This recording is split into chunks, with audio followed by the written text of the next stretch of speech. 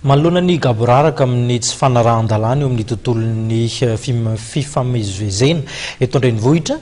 toy ny fampiasana ny gyrophare ihany koa ny concorde ary ny fitaratra mainty na ny vitre fumée isika dia hoentitra ny mpitandron'ny filaminana amin'ny fanaraha-maso azy ireny indrindra ny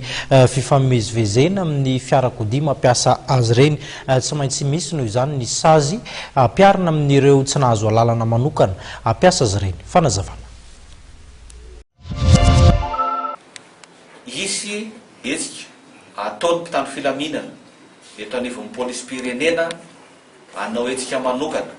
amin'ny fampanarahan-dalàna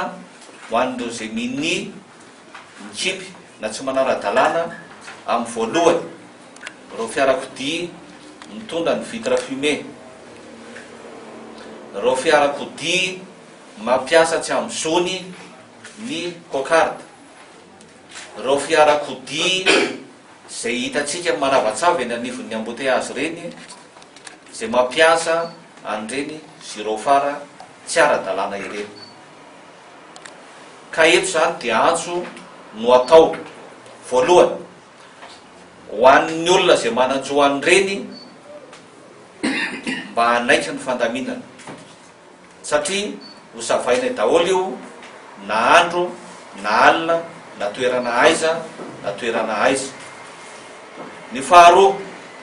ho an'ny olona zay mampiasa fiarakodia tsy nahazo alalana manokana hitondra an'ireo voalazako anankitelo ireo, zany hoe vitre fumée, cocarde, gyrophare, dia n'izao dia fa esory fa ho avy zahay ampiatra ny lalàna manan-kery.